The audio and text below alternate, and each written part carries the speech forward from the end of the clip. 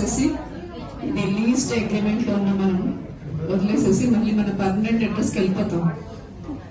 అందుకని ప్రతి చోట ప్రతి ప్లేస్ లో ఫంక్షన్ కావచ్చు, పార్టీ కావచ్చు, పెళ్లి కావచ్చు, ఏదైనా కావచ్చు, వేద మంత్రాలతోటి లేదంటే ఆశీర్వచనాలతోటి భగవన్నామ సంకీర్తనం చేస్తూ భగవంతుడిని తలుస్తూ మనకి ఏ దారమైతే ఆయనతో కట్టిపెట్టి ఉందో దాన్ని వదలకుండా మనం ఎప్పటికప్పుడు గుర్తు చేసుకుంటూ కదా. అందుకనే మనం సంకీర్తన చేయొచ్చు. దీపిక సంకీర్తి వాళ్ళ అమ్మ కోసము, వాళ్ళ నాన్న కోసము పిల్లలు నేర్చుకోవాల్సిన విషయం ఏంటి అని అంటే, వాళ్ళకి షష్ఠి పూర్తి వస్తే వాళ్ళ రోజులో షష్ఠి పూర్తులు కరువైపోయినాయి, చేసేవాళ్ళు లేరు. భీమరథ శాంతం చేసేవాళ్ళు లేరు, సహస్రచంద్ర దర్శనం చేసుకునేవాళ్ళు లేరు. అసలు అవి ఏంటో కూడా తెలియదు మనకి. వాళ్ళ దర్శనం, సహస్రచంద్ర దర్శనం చేస్తే ఎంత మంచిది, అది చేస్తే దాంట్లో వచ్చే విశేషాలు ఏంటి, ఇలాంటివి కూడా మనకు తెలియదు. అసలు ఎందుకు మనం షష్ఠి పూర్తి చేసుకోవాలో కూడా తెలియదు. 60వ సంవత్సరంలో 61 నుంచి 62వ సంవత్సరంలో మన కోసం ప్రత్యేకంగా యమదూతలు ఎదురు చూస్తూ ఉంటారట. ప్రత్యేకంగా అంటే ఏంటి, వీడు 120 సంవత్సరాల కాలం మనిషి ఆయు ప్రమాణం, 60 సంవత్సరాలు మనకి ప్రభువాది షష్ఠి సంవత్సరాలు.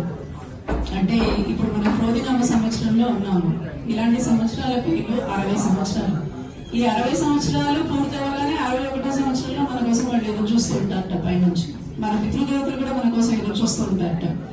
అందుకని కళలు రావడం, పీడకలు రావడం, అనారోగ్యం రావడం, ఏదైనా అసంఘటిత సంఘటనలు జరగడం మన జీవితంలో సామాన్యంగా జరుగుతుంది.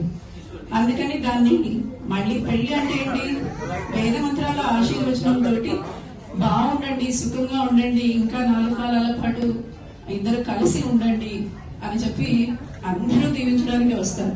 వేద మంత్రాలు అవే చెప్తాయి, అలాగే మనము అదే చెప్తాం.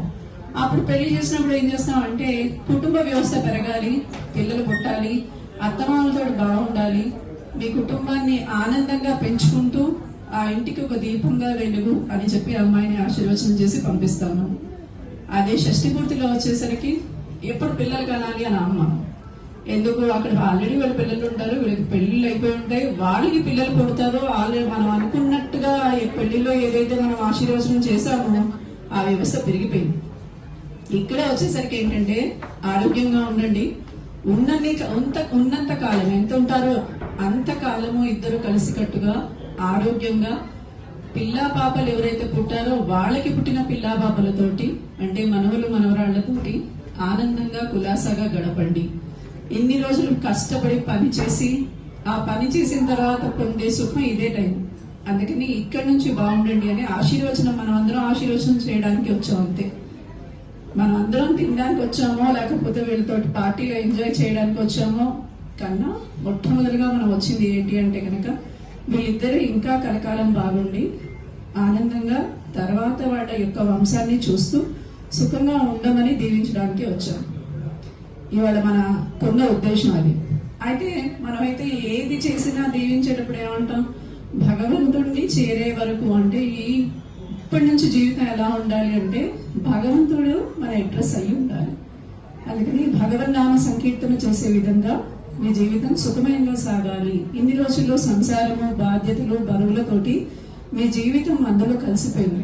కానీ ఇవాటి రోజున భగవన్ నామ సంకీర్తనం చేసే సమయం ఎవరికి లేదు. టీవీలో సీరియల్స్, సెల్ ఫోన్లో, యూట్యూబ్లలో రకరకాల మెసేజెస్, లేకపోతే ఫోన్లలో గంటలు గంటలు మాట్లాడడం. ఇక్కడైనా మనం సత్సాంగత్యంలో పాల్గొనడం కానీ లేకపోతే భగవన్నామ సంకీర్తనం చేయడం కానీ, పూర్వకాలంలో హరికథా కాలక్షేపాలు లేకపోతే భాగవత కాలక్షేపాలు జరుగుతుండే. అలాంటివి ఏమీ లేకుండా మనం ఒక వ్యవస్థకి మనల్ని మనం అంకితం చేసుకుని ఎలక్ట్రానిక్ మీడియా మనకి పరమపద సోపానం అవుతుందేమో అనుకుంటున్నాం. కానీ పరమపద సోపానం అవ్వకపోగా మళ్ళీ మళ్ళీ మనల్ని భూలోకానికి తీసుకొచ్చే చక్కటి దారి ఇది. అందుకని ఇక నుంచి వీరిద్దరూ భగవన్నామ సంకీర్తనం చేసి ఆ పరమపద సోపానం మెట్లు ఒక్కొక్కటిగా వీరే అధిరోహించి పరమాత్ముడే వీళ్ళని రిసీవ్ చేసుకునేలాగా వీరి జీవితం ఇక ముందు సాగాలి అని అనేక మంగళాశాసనాలు విష్ణుప్రియకి అలాగే హైగ్రీవరావు గారికి మా ఇద్దరి తరఫున జై శ్రీనారాయణ.